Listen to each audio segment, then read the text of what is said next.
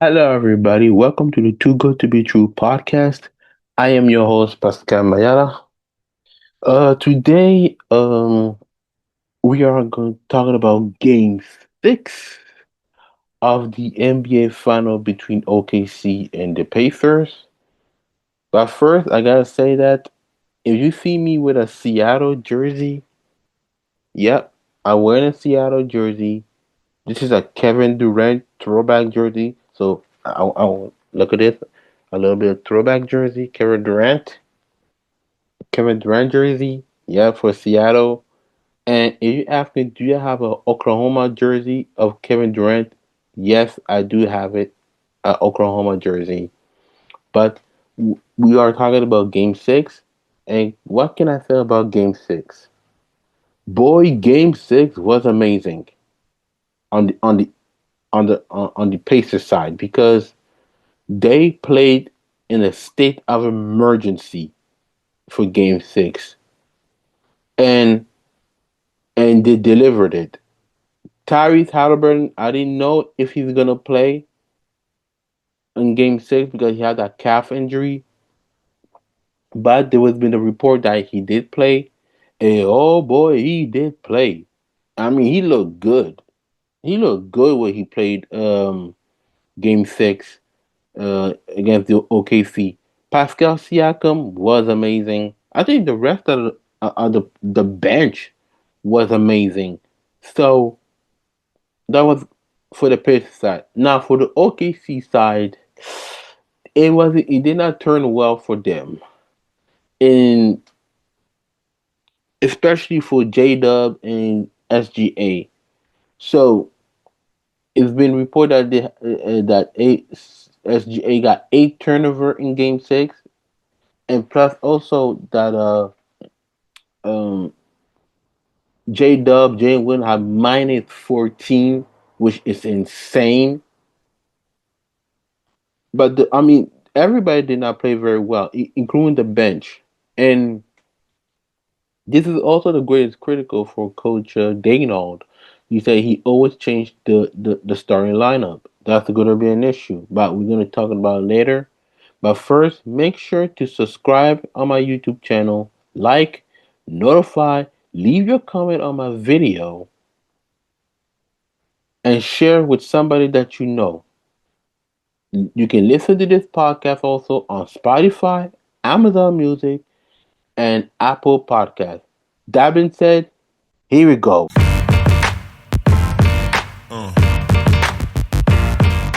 So we are talking about game 6. So we're gonna watch the stats a little bit. The stats. So for start with OKC first. OKC. If you look at the stat, it's not very well. Only 4% played very. Actually, SGA did not play very well,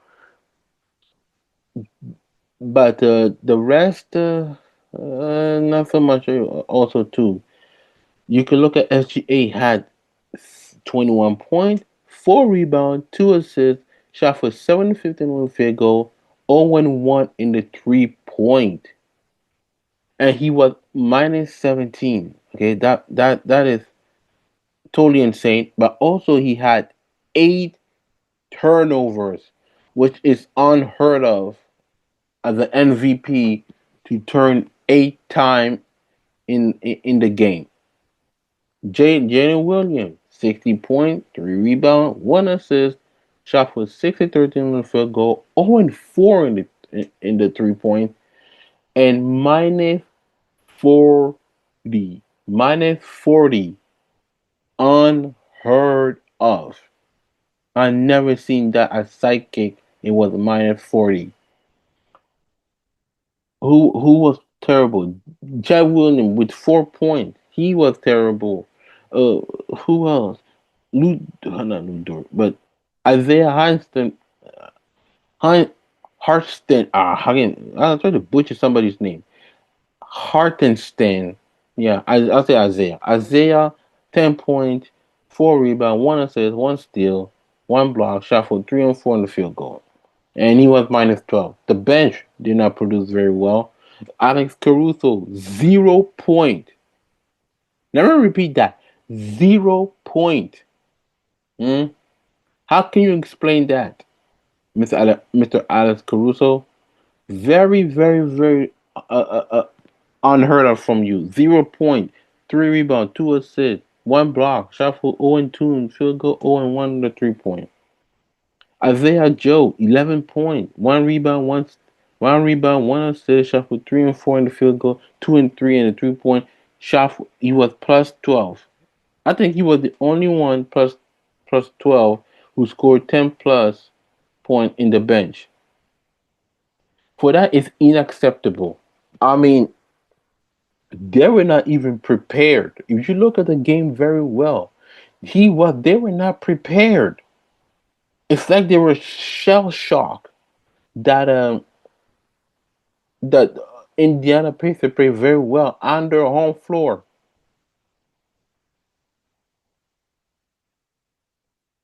for game 6. Now they're going for game 7, which I did predicted that. I'm not gonna say I told you so, but I told you so. It's gonna be a game 7 game because those two teams are very, very good.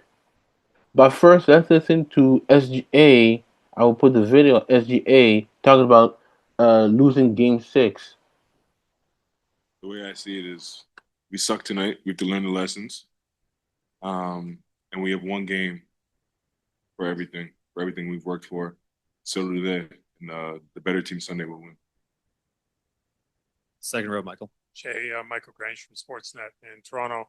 Um, you've been under pressure this whole series from them defensively. Tonight, they were able to get into the ball with more success, I guess, than they've had. Did they do anything different? The turnover numbers for you were unusually high. Any explanation? Yeah, I don't even know. They just turned us over a bunch. They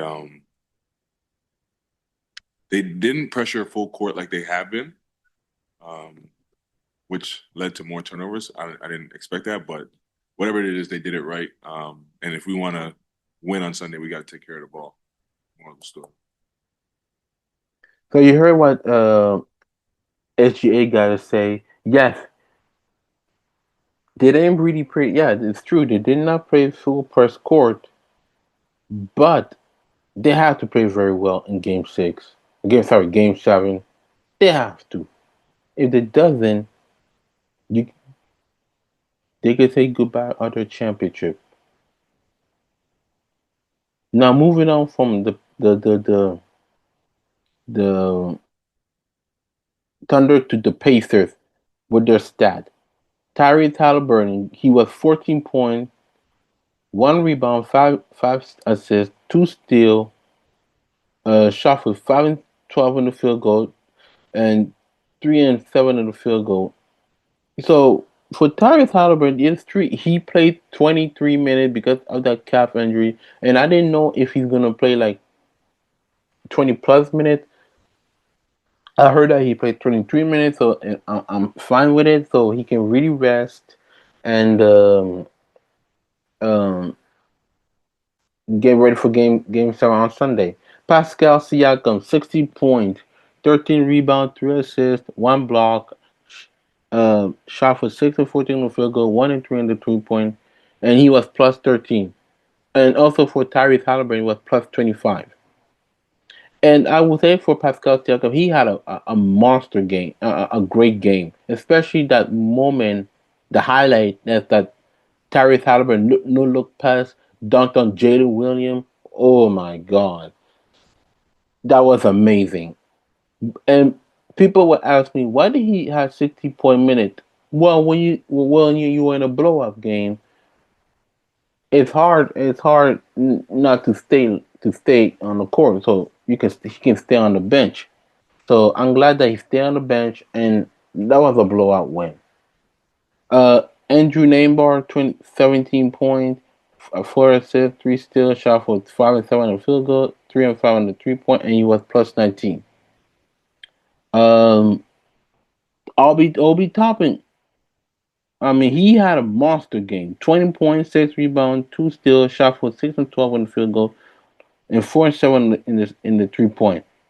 TJ McConnell, who by the way he was fantastic. 12 points, 9 rebounds, 6 assists, 4 steals, shot for 6 and 12 on the field goal.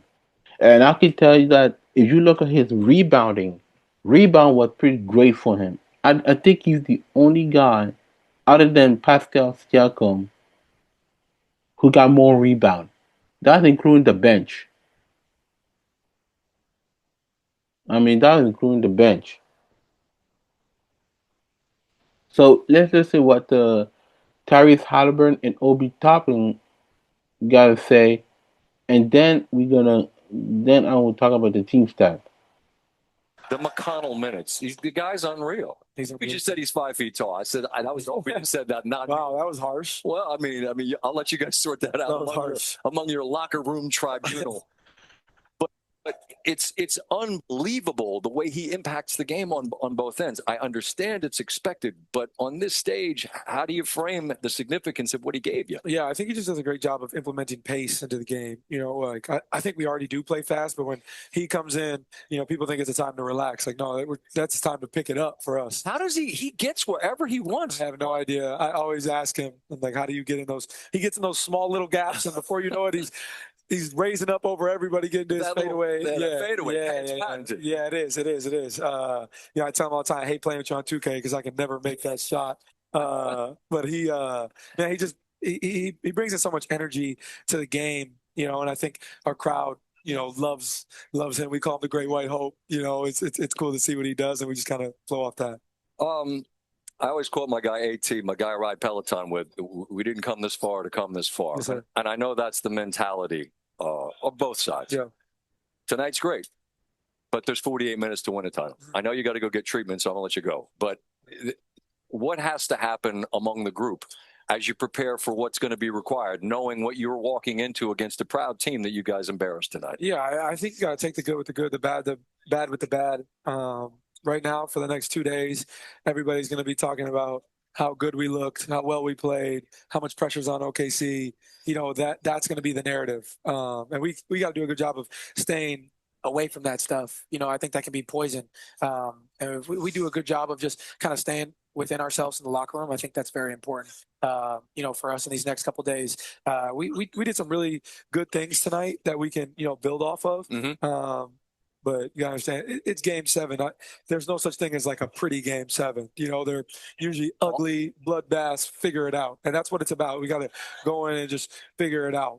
These guys are going to play hard. You know, they make shots at a higher clip on the, you know, at home. You know, their crowd is amazing. So I'm excited, man. This is why we do what we do. This is the peak, the pinnacle of our sport. And to do that with these guys in this locker room, I'm so excited about it. So you heard what he said. He excited about Game 7, and yes, that is true. Game 7 is the final destination, and in a Game 7, it's gonna be everybody knows what they're gonna do. Everybody knows what they're gonna play. So it's pretty much like a coaching strategy. So Game 7, I cannot wait to see it, actually to watch it. Let's listen to Obi talking about uh, uh, Game 6 winning. This building tonight, I've been a lot of places, man. Yeah. How do you describe the energy that they provided your team? Yeah, every time we get a chance to play in Gainbridge, they the best fans in the world, and they bring the energy every single time. So this was the last time we played in Gainbridge this year, so they definitely brought it today, and I feel like they was a huge part of our success today. So I've often said in life, but particularly in sports, you can't fake desperation. There was one team on the floor whose season would end if they lost, and that was you. How much did the level of play reflect that desperation, Obi? Super. Like we didn't want them setting up no podium here after the game today. So not in your building. Not in our building. So we knew what it meant to us, and we knew what it meant to the fans. So we just came out here and did what we had to do and played like dogs and got that win. So you heard what he said. So pretty great victory for them. For game 6, going on to Game 7. Let's look at the team stat between OKC and the Pacer. If you look at the field goal, pretty much they're in the same percentage.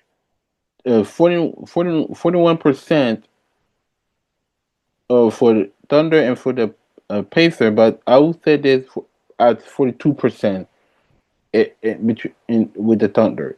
But in the 3 point, it's really interesting because Pacer got 36%, OKC got 26%. They shot 8 out of 13 in the 3 point compared to the Pacers 14 out of 42 in the 3 point, which is odd because other than Andrew Neymar shot the Andrew Neymar and Tyrese Haliburton shot the most. But no, actually, you know what? Andrew Neymar, Tyrese Haliburton, Obi Toppin, and TJ McConnell shot a lot. No, wait, no, my bad. They're neck and neck. They're neck and neck. Neymar and Tyrese, but in the 3 point. I just want to talk about the field goal, but neck and neck at the 3 point. They shot more. They shot more. But Obi Toppin was the number one who shot 3 points. So I'm not pretty much surprised compared to OKC. The only person who shot more 3 points it was Isaiah Joe, 2 out of 3 in the 3 point, which is not good. 8 out of 13 in the 3 point, that's not good. And you gotta make those free throw too. Actually, those two teams, especially Thunder, got more free throw point over the Pacers. But I would say this: Game 7 is the most important game, and that's when I want to bring my preview to Game 7. And what do I expect for Game 7 between those two teams? Well, there's two words in game that you always have to refer with the NBA. Game 7. And Game 7 is no joke because everybody knows what you guys are going to do. Everybody knows that this is the last chance to win a championship because one mistake is pretty much over for this season. Now for OKC, they need to step up, especially in the 3 point. When I said 8 out of 13 in the 3 point line, which is not that good. Shea had to be Shea. Jalen Williams had to be Jalen Williams. He have to be the sidekick that SGA need. Chet need to step up. Everybody for the OKC bench need to step up.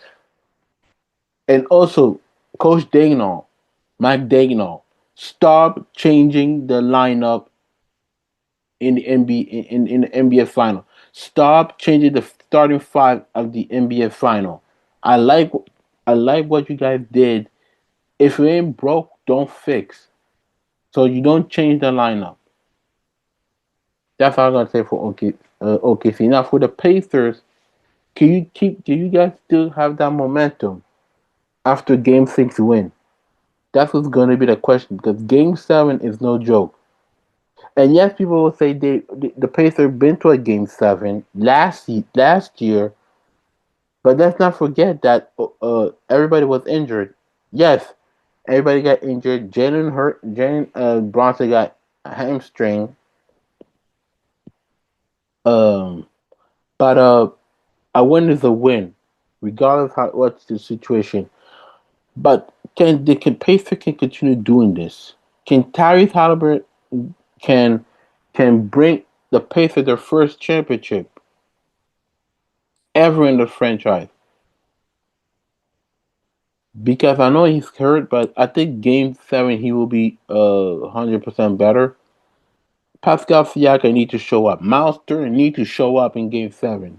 I didn't even read his stat because he was pathetic. Um, Not pathetic, but I know they're gonna blow up, but that wasn't enough.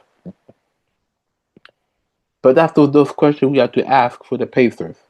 And for the Thunder, I just want to ask for the Thunder that do you think you guys can win your first championship since you moved from Seattle, OKC? in 2008.